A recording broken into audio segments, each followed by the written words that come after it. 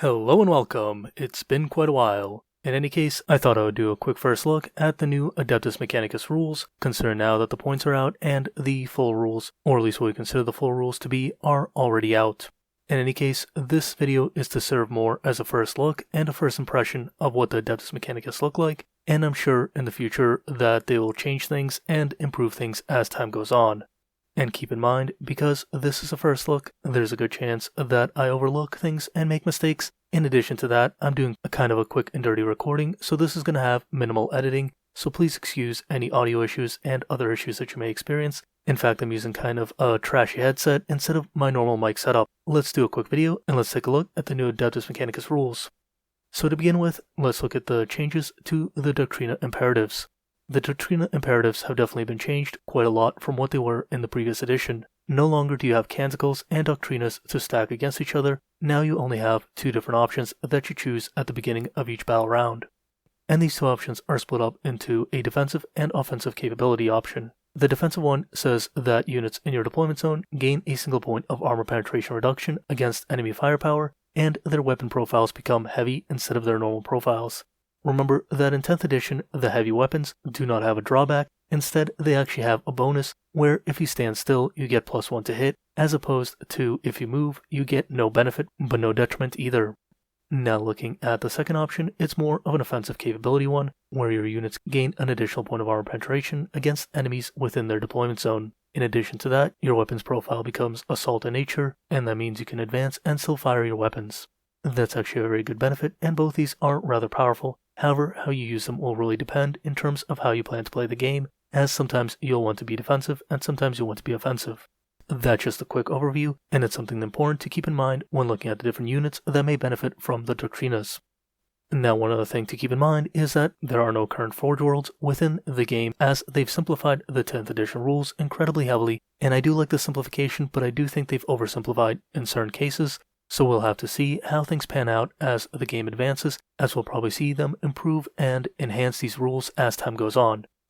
However, as it stands now, the only advantage that AdMech have is a universal one for any Adeptus Mechanicus army, which is the Rad Apartment ability that does some initial damage at the beginning of the game and can potentially force your opponent out of their deployment zone, making up for some of the potential loss in deadliness that Adeptus Mechanicus may experience as a result of the different changes. I think this is a very interesting ability, and I think it's one that's going to be very fun to play with. However, there are going to be situations where against smaller armies, it doesn't really do as much as you want it to do, so against things like Imperial Knights, it's not going to feel like the most impactful thing out there. However, against armies that are a little more swarmy, it's going to feel very impactful when you can hit a lot of different units. I do think this is going to be a little bit of a problem ability. However, I think it's going to be fine enough. I think on average, it's going to be a very powerful resource for the Adeptus Mechanicus. I don't wish to dwell on it too long, so let's move on to the different units and take a look at all of the different units that the Adeptus Mechanicus have within the 10th edition and how they've changed. To begin with, we start with the three different flyer models, which are the Archaeopter builds, and all three of them are not necessarily the worst thing in the world, and all of them are pretty much around 160 points, with them having all of their war gear for free now. I think they're definitely a little bit more interesting, considering that they haven't changed in points too much, but do keep in mind there are two very important things to keep in mind when looking at these flyer units. The first one being that the overall changes to the flyers is still in effect, so you're going to have to think about how long it's going to take for them to come into play and how effective they can be within the time period that they're on the table. However, to mitigate this a little bit, even though their points haven't changed, that isn't necessarily a drawback because most units saw a points increase and a decrease in power, whereas it seems like the Archaeopters have pretty much stayed where they were, meaning that overall they probably gained a little bit of power as a result of essentially not having any changes. However, one thing I'll point out is that the chaff launcher is no longer as good as it once was within 9th edition, though it's still reasonably good enough, and now you get it for free, so it's definitely good in that sense. I don't think the Archaeopters are going to be particularly playable, even with the Transfactor's increased capacity to 11 units. That being said, maybe there are some situations where you want to play them. However, I think until aircraft rules are changed, these different models are going to kind of sit on the sideline, and they're going to await until Games Workshop gets a better grasp on the different aircraft rules and how to basically make them so that aircraft don't feel mandatory within different armies, while at the same time not feeling as awkward to play as they currently are. After the Archaeopters, we come to Belisarius Call, who is now at 185 points and has seen some interesting changes. He still has a pretty decent profile at a 6-inch movement speed, a 2+ armor save, and a 4+ invulnerable save. That makes him rather resilient with a toughness of 8 and 10 wounds. The difficulty is, though, is that he has a little bit of an issue in that he isn't particularly as powerful as you would like some individual models to be. He does have a rather powerful range weapon in the Solar Atomizer, which has an 18-inch range, a strength of 14, 4 armor penetration, and 3 damage with a 2+ ballistic skill. However, one thing to keep in mind is that it only has D3 shots and is a blast weapon. It does have the new Melta characteristic, making it a rather powerful option, though all in all you do have to get incredibly close and it can be a little bit clunky at times. His melee weapons aren't bad either, and they can be rather effective against different vehicles, especially the Arc Scourge, which has an anti-vehicle profile of 4+, which means on a wound roll of 4+, it automatically wounds the target. In addition to that, because that wound roll would be considered a critical hit, it procs the devastating wounds, which converts its damage into mortal wounds as opposed to its normal abilities. And these are extra attacks, so you get a total of 4 of these attacks with that Arc Scourge, meaning that you can actually do quite a bit of damage to vehicles as you can consistently put out a decent amount of mortal wounds with that Arc Scourge. In addition to that, you still have the Mechadendrite Hive and the Omnissiah's Axe that's a little bit more souped up than normal. In either case, I think he's an okay melee character, and he might actually be coming more into his own as a melee character than more of a support character. However, he does have the Mechanicus Bodyguard ability, and he has the Canticle abilities, which basically says that he can select one of the different Canticle abilities out of the 3 that he has access to, and confirm them onto a friendly unit. Those 3 Canticle abilities, let's take a look at what they do. The Invocation of the Machine Vengeance is an aura ability that essentially says you can reroll a hit roll of 1 for friendly units within 6 inches. Not a bad ability, and it looks like rerolls are going to be a little hard to find within the 10th edition rule set. However, that being said, I think that's a little bit weak, especially considering how many points this guy costs, and how awkward he can be to use that ability to full effect. However, if he's maybe going alongside a more offensive melee unit, this can actually come into play and be rather useful in certain situations. The second canticle that he has access to is the Mantra of Discipline, and the Mantra of Discipline says while friendly Adeptus Mechanicus units within 6 inches of this model, each time you take a battle shock or a leadership test for that unit, you can roll the test. Once again, it kind of depends on how critical of a role battle shock and leadership tests will play out in 10th edition, but this can really go one of 2 ways, and I think it's going to be one of the less interesting abilities that he has access to within this pool. The third ability is one that I think is a little more interesting, and one that probably is a little more stronger than the other 2 abilities that might make you want to consider call as an escort unit and a support unit while getting into combat. This is the Shroud Solemn Aura, which says while friendly Adeptus Mechanicus units are within 6 inches of this model, those units have the stealth ability. This can definitely add some durability to certain units and help him escort units into melee, where both them and he can be rather effective, as we've seen that he has a reasonably decent melee profile, as well as a rather short-range shooting profile that can hit incredibly hard. I think Call is going to be a little more of an offensive melee character. However, one thing to keep in mind, as far as I know, he's still restricted from boarding transports, so that can be a little bit difficult, and he does not have the leadership ability like some of the other tech priests. So all in all, while Call might see some play, I do think he's going to be a little bit limited and a little bit more of a niche unit, though I'm very open to being proven wrong, as all of a sudden he can actually do a little bit of damage within close combat. However, once again, at 185 points, he probably needs a little bit more of a points reduction so that he can be most effective on the battlefield, as 185 points for kind of a melee monster with a 6-inch movement speed is not the most impressive thing in the world. And now I should take a little bit of a pause to kind of mention the sponsor of this video. If you're in the United States and looking for a place to buy different Warhammer 40k kits and Age of Sigmar kits as well as hobby supplies, do check out the link in the description down below or visit venturetradeco.com, where you can find the different kits for a 15% discount, as well as some kits that might be a little hard to find, and when you make a purchase there, you help support the channel and content such as this. So for that purpose, it's win-win for both of us, as it helps support me and the channel, as well as giving you a little bit of a discount and some discounts on various products, as well as different collectibles, hobby items, and even comic books now. And anyway, if you're in the United States, do check out the site, as it really helps out when people do shop there. Thank you for checking it out if you do. Anyway, with that being said, back to our regularly scheduled content. Let's take a look at the next unit. Moving on, we come to the Corpus Carry Electro Priests, and the Corpus Carry have pretty much stayed where they were. However, they lost a little bit of armor penetration on their electrostatic gauntlets. They still have the pistol ability, and they have the sustained hits ability, which is essentially what they had before, where if you score a critical hit, which is an unmodified roll of 6, unless stated otherwise, then they gain 2 additional hits on their attacks. This means that on average, you're pretty much going to be hitting with as many attacks as you're putting out with the Electro Priests. However, losing those points of armor penetration is a little bit difficult, and it doesn't appear as if they benefit from the Doctrina abilities, so that's definitely a really big bummer, as it doesn't appear they have a very easy way of gaining that armor penetration. They also only have a toughness of 3, and they do not have a normal save. However, they do have that 5+ invulnerable save and 5+ feel no pain save, as well as the electrofusion ability that says while a character model is leading this unit, each time an attack is made against this unit, subtract 1 from the wound roll made against this unit. That does give them a little bit more resilience, but with a toughness of 3 and a single wound, I do think they're a little bit squishy. However, coming in at 13 points a model, I don't think they're the worst thing in the world. Considering from what I can see on the points, we've lost some of the benefits of some more low-cost units. They might be one of the lower-cost options being able to be taken in a unit of 5 for only 65 points, so they might be one of those units you consider as a bit of a filler unit within your army for taking objectives and other things of that nature. So I wouldn't count them out quite yet, but I do think they definitely need a little bit of something to give them a little bit more ability to actually be impactful in the game, as right now as it stands, I don't think they really do enough to really differentiate them that really allows them to differentiate themselves from other units within the army, and that's going to be something that kind of keeps them off the tabletop, at least in the near future in my opinion. And that's a bit of a shame, as they're a model that I kind of like, and I do have painted up already, so I was kind of hoping to get a little more use out of them than I did in the previous edition, where they were significantly stronger than they are in the 10th edition as it appears now.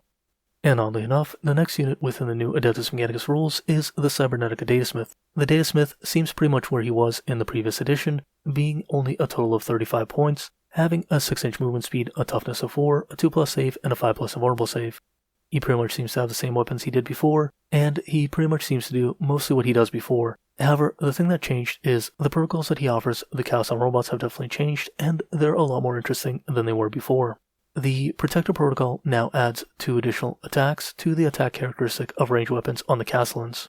The Conquerors protocol adds 2 melee attacks to their melee attack profile, and the Aegis protocol adds 1 toughness characteristic to the Castle robots. These are all very good, and none of them have a detriment anymore, so it definitely does make them a lot more interesting, and where previously you pretty much never used some of the protocols because they were simply not as good as you wish they were, now they're a lot better and they're a lot more interesting. I will definitely say that, all things considered, the Cybernetic Datasmith at 35 points is something you're pretty much going to take, and I believe you actually have to take him if you field a unit of Castellans anyway, so at least now he doesn't feel quite as bad to take as he did in the past, and as opposed to feeling as more of a tax when the main reason you took him was for the core ability on your different Castellan robots, now he actually feels like he can do a little bit more because those protocols are a lot more interesting. That being said, I don't think he's particularly anything impressive. However, he can definitely do a little bit of damage with his power fist and his little pistol. Not exactly where I would want him to be, but not exactly bad either. The Castellan robots, on the other hand, have definitely seen a good amount of changes. Now they only have a movement speed of 6 inches, but they have a 2+ save and a 5+ invulnerable save. They have a toughness characteristic of 9, which does make them rather powerful, and they have a wounds profile of 7. They do have a deadly demise of 1, which is essentially saying that they explode, which is what they had previously, and they can confirm a bodyguard ability onto that Cybernetic Datasmith. They still have their repulsor grip profile, however, their weapons have definitely been changed a lot. The Heavy Phosphor Blaster is now a ballistic skill of 4, and still has that 1 armor penetration as well as a strength of 6. The Castellan Phosphor Blaster, on the other hand, has now been dropped down to 24 inches, and has a strength of 6 with a damage profile of 2. It does not have an armor penetration value, making it a little bit weaker than it once was. The Incendian Combustor still has its flamer profile, and is pretty much what you're going to choose as it's comparable enough to the Heavy Phosphor Blaster, though there's definitely an argument to be made for that Heavy Phosphor Blaster, though I do think that you're probably going to take more Incendian Combustors than Heavy Phosphor Blasters. On the other hand, one change that they did experience is that now, instead of getting 2 profiles that are the same, you end up with a Twin Link profile, which has the same number of attacks, but the Twin Link ability. So all in all, I'll say it's actually a lot more detrimental to take 2 fists or 2 Phosphor Blasters on a Castellan robot than it is to mix them up, as the advantages you gain for taking a mix is definitely a little bit better than taking the Twin Linked option. However, there are probably going to be situations where you do take a Twin Linked option simply to give yourself a little bit more consistency within how they attack. The fists have also changed in that they give you 4 attacks baseline, and they have a strength profile of 12 and 2 armor penetration as well as 3 damage per hit. They do have a weapon skill of 4, so it can be a little bit of a difficulty getting hits off with the robots in a very consistent manner. Also, do keep in mind that the Castle robots have definitely been changed, and you can no longer take a unit of 3 of them. You're restricted to taking a unit of 2 or 4 of them. For a unit of 2 of them, it'll be 215 points, which is still pretty reasonable for what you're getting on a profile such as them. It's a little bit expensive, especially when you consider the additional requirement of that Cybernetic Datasmith, but I think it's fine enough, and I think it's something you can definitely take and be completely okay with. For a unit of 4 of them, it doubles in price to 430 points, which is pretty consistent and doesn't really change how you do things. However, I will say it's kind of sad that you can't take a unit of 3, as sometimes having a unit of 3 really gave you that kind of nice functionality and that nice consistency that you really wanted. Continuing on, we come to the full grade Electro Priests. The full grade Electro Priests have definitely gone a little bit of a nerf, and now they're 16 points a model looking at their unit sizes. You're also required to take them in a unit of 5 or 10 and no in between. They still have their 5+ Feel No Pain save as well as their 5+ Invulnerable save. However, instead of having their old Voltgeist field and the ability to improve their Invulnerable save, they now simply have the Electro Infusion, which says while a character model is leading this unit, each time an attack targets this unit, subtract 1 from the wound roll, similar to the Corpuscari Electro Priest, and it's a bit of a shame that they lost that unique Electrogeist field as well as their Infused Vigor ability. Their melee weapons are still very much what they were in the past, having 2 attacks each, and a weapon skill of 3+, a strength of 6, 1 armor penetration, and 2 damage per hit. They also retained their mortal wound ability in the form of Devastating Wounds. Devastating Wounds simply states that upon a critical wound roll, which is an unmodified 6 unless specified otherwise, the damage gets converted into mortal wounds instead of its normal damage profile. That can actually be pretty good, and you can put out a decent amount of mortal wounds with a unit of full grade Electro Priests. There might actually be some situations where you do run these, as opposed to Corpuscari, who have been a little bit reduced, and while these are a little bit more expensive, and I still think they lose out to some of the Sicaran options, I do think they have some merits, and they do probably have some interesting play, as we'll see later on in terms of some of the different characters and how they can function with those characters. Now we come to the Iron Strider Bellistari. The Iron Strider Bellistari has a movement speed of 10 inches, which is an improvement from what I believe used to be 8 inches. However, might be misremembering that from 9th edition, so my memory is a little unclear. This unit does benefit from the Doctrina Imperatives, which is rather nice and has a deadly demise of 1. It also has the Elevated Strider ability, which allows it to fall back and still make a charge roll or shoot within the same turn. It does have a broad spectrum data tether as well, which says each time you select this unit as a target of a stratagem, roll 1d6, and on a roll of 5+, you gain 1 command point. The saving throw is a 3+, the toughness is 7 as it was before, and it has a 5+ invulnerable save. The big changes that have been made to this is that you can no longer take units of 6 Iron Striders, and you're now restricted to units of 1, 2, or 3 models, which does give you a lot of different options. The points value has also been reduced to 50 points, which is incredibly nice in terms of a power level. However, in terms of dollar cost, it definitely does hurt the wallet, as you have to buy each Iron Strider individually. The weapons have also seen a big change in the reduction of their capabilities. The Twin Cognis Autocannon now has a 48-inch range with 2 attacks, a 4+ ballistic skill, 9 strength, 1 armor penetration, and 3 damage. It has the ability of Sustained Hits 1, which says on a critical hit, it scores an additional hit, which can be rather nice, as all of a sudden you can be scoring quite a few additional hits. However, you do have to roll that 6, which is on average going to be roughly 1 time in a unit of 3 Iron Striders. The Twin Cognis Lascan has definitely taken a big hit in that it still has a 48-inch range, but now it only has 1 shot in exchange for that Twin Linked ability. It also has a ballistic skill of 4 and a strength of 12 with an armor penetration of 3. However, the damage characteristic has been reduced to d6 plus 1, which does make it a lot more inconsistent. I do think there's a lot of argument to be made for taking that autocannon instead of that Lascannon in the current 10th edition rule set, as you're going to have a decent amount of consistency in exchange for that armor penetration that you could potentially pick up by using the correct Doctrina Imperatives, which will also benefit their ability to hit due to the heavy weapons profile if you don't move them within the movement phase, which does give them a little bit more power than they first might appear.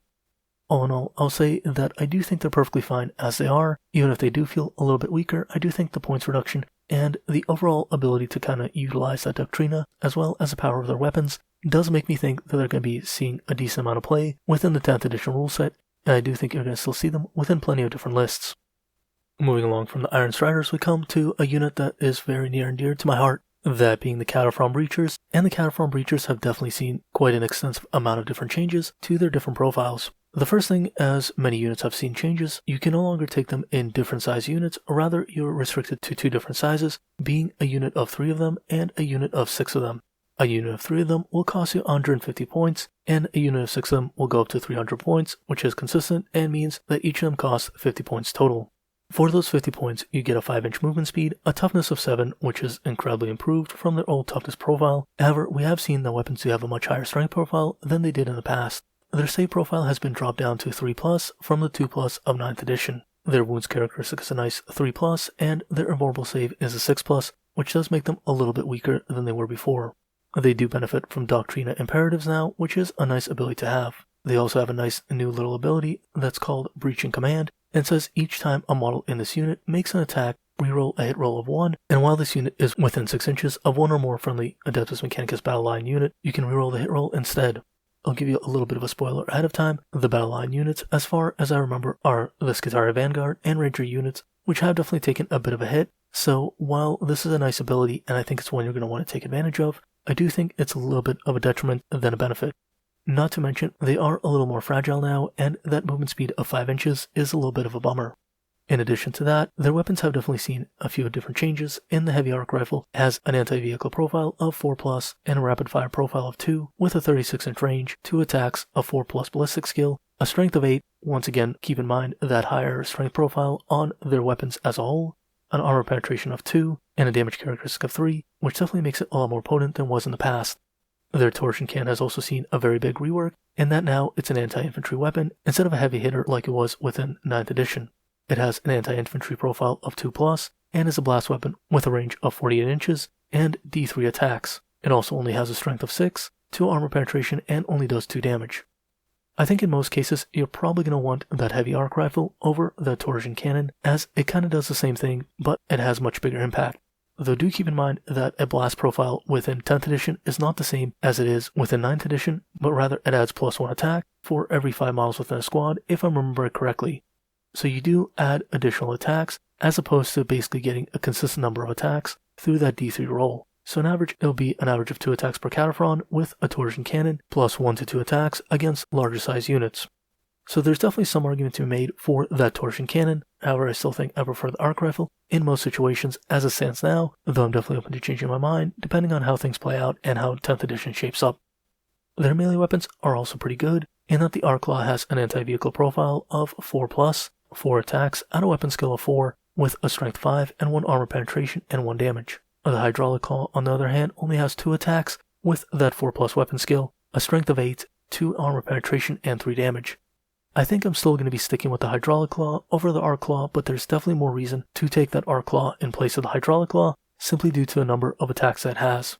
As you can see by the Breaching Command, there are more ways within 10th edition to roll the hit roll of Cataphrons within the edition, so it definitely makes it a lot easier to make use of them than it was within 9th edition for the majority of the edition until they gain the core keyword towards the end of 9th edition. And moving on, we come to the other type of Cataphron, being the Cataphron Destroyers. The Cataphron Destroyers have definitely seen a bit of an odd change within the 10th edition rule set. The first thing to take note of is that for the first time in a long time, the Cataphron Destroyers are actually cheaper than the Cataphron Breachers, in that a unit of 3 of them will only cost you 120 points instead of 150 points, and a unit of 6 of them will cost you 240 points instead of 300 points. Not only that, but there are no war gear options in terms of points, so they're only going to cost you as much as their base unit size, so there's nothing tricky about them. However, with that being said, the Cataphron Destroyers are definitely a little bit weaker than the Cataphron Breachers in this edition as well. It's kind of interesting to see how they've taken a completely different role, and I don't know if I like this change, as I don't like that the Cataphron Breachers have lost a lot of their tankiness in exchange for a little bit more lethality, when I wish they were a little bit more of a tanky unit and the Destroyers stayed as the more destructive unit. In any case, let's take a look at the profile of the Destroyers. They have that same 5-inch movement speed, a toughness of 6, which is rather fragile, a 3+ armor save, and a invulnerable save of 6+. A wounds profile of 3 also doesn't really give them a ton to work with, but it's not the weakest profile in the world, especially considering they're only 40 points a model, which does make them pretty cheap for the firepower that they bring. They also benefit from Doctrina Imperatives, which allows you to make them a little bit more tanky with a defensive Doctrina. Their Sentinel Directive's ability says that each time you target this unit with the Fire Overwatch stratagem, hits are scored on an unmodified hit roll of 5+ when resolving that stratagem. This definitely is a little bit less impressive than the Cataphron Breacher ability to gain rerolls on their hit roll. That's a little bit of a sad thing, and I kind of don't understand why they wouldn't have been given that ability, but maybe they were just a little bit too good when given that ability. In any case, let's take a look at their weapons. The Cognis Flamer pretty much stayed the same, though it only has D6 attacks now instead of the previous D6+2 if I'm remembering the 9th edition profile correctly. The Heavy Grav Cannon has definitely become a different weapon, as before it was an anti-marine ability that triggered against 3+ armor saves. the heavy grav can is now an anti-vehicle weapon with an anti-vehicle profile of 2+. It has a 38-inch range with 4 attacks, 4 plus ballistic skill, a strength of 6, 1 armor penetration, and 2 damage. I don't think this is a particular improvement on the old version, as the old version kinda gave you something unique to target a specific type of unit with, whereas the new one competes with that heavy arc rifle, and it seems like the torsion cannon and the heavy grav cannon have pretty much been swapped, which does kinda make sense in a thematic sense, but in terms of the unit type, I'm not 100% sure where that leaves the Cataphront destroyers. The Plasma Culverin is pretty much what it was in the past, having a very similar profile to what it was within 9th edition, with its standard and overcharged profile, and the Phosphor Blaster is pretty much what it was before as well, without too many different changes. And at the end of the day, I don't really see what the usage is of the Cataphront destroyers, but I do think they probably have some uses that I'm just kind of overlooking because of my bias towards the Cataphront breachers. I do think it's kind of interesting to see them being the low-cost unit that's kind of a low-cost weapons platform, but I do think they kind of didn't see enough changes to make them interesting as that type of unit, and in most cases you're probably going to default to the Cataphront breachers instead of the destroyers for kind of your go-to in that sort of sense, as the Cataphront breachers do pretty much everything the Cataphront destroyers do, and are a little bit more accurate while being also a tiny bit more tough with their toughness of 7. So I don't really get this one, and I guess that just kind of is what it is, and hopefully they'll change them within 10th edition, as right now I think you're probably going to see them be as rare as they were within 9th edition, which is a shame as they're a nice looking unit that does get kind of underrated in a lot of situations, and this doesn't really help them in any way.